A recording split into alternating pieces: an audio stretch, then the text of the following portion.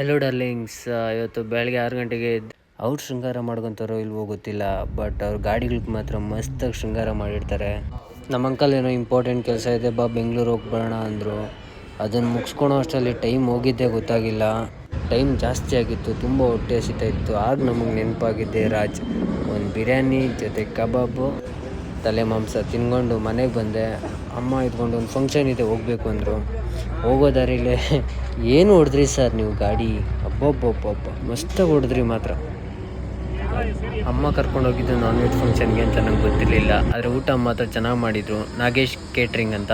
ಊಟ ಮಾಡಿ ಕುತ್ಕೊಂಡಿದ್ದೆ. ನಮ್ಮ ಫ್ರೆಂಡ್ ನನಗೆ ಒಂದು ರೀಲ್ ಶೇರ್ ಮಾಡ್ದೆ, ನೋಡಿದ್ದು ಒಂದ್ಸಲ ಅಂತ. ನಮ್ಮ ಮರಕ್ಕೆ ಕಟ್ಟಿರ್ತಾರ and most brutal part is ಅವಳ ಯೋನಿ, ಅವಳ ಏನಿತ್ತ ಅದ್ರ ಒಳಗಡೆ 6 ಇಂಚ್ ಮಣ್ಣು ತುಂಬಿರ್ತಾರ. ಓ ಬಿಡಪ್ಪ, ನಮ್ ಪೊಲೀಸ್ ಅವ್ರಿಗೆ ತಮ್ಮ ಡ್ಯೂಟಿ ಮೇಲೆ ಎಷ್ಟೊಂದು ನಿಷ್ಠೆ ಇದೆ, ಒಂದೇ ದಿನದಲ್ಲಿ ಆರೋಪಿನ ಹಿಡಿದ್ಬಿಟ್ರಲ್ಲ ಅಂತ ಪೊಲೀಸ್ ಅವ್ರ ಮೇಲೆ ಫುಲ್ ಒಂಥರ ಹೊಗಳ್ತಾ ಇರ್ತಾರೆ.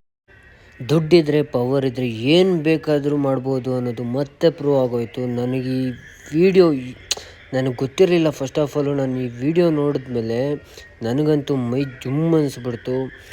ನ್ಯಾಯ ಕೊಡಬೇಕಾಗಿರೋರೇ ಇಂಥ ಕೆಲಸ ಮಾಡಿದ್ರೆ ಯಾರ ಹತ್ರ ಹೋಗೋದು ಸ್ವಾಮಿ ನಾವು? ನಿಜವಾಗ್ಲೂ ಸಮೀರ್ MD ಅವರು ಇವಾಗ ರಿಸ್ಕಲ್ಲಿದ್ದಾರೆ. ನಾವೆಲ್ಲರೂ ಅವ್ರಿಗೆ ಸಪೋರ್ಟ್ ಮಾಡಬೇಕು, ಅವರಿಂದ ಸ್ಟ್ಯಾಂಡ್ ಆಗಬೇಕು. ನಾವಿದ್ದೀವಿ ಬ್ರದರ್. ಆದಷ್ಟು ಈ ವಿಡಿಯೋನ ಎಲ್ಲರಿಗೂ ಶೇರ್ ಮಾಡಿ ಮತ್ತು ನಿಮ್ಮ ಅನಿಸಿಕೆನ ಕಮೆಂಟ್ ಮಾಡಿ.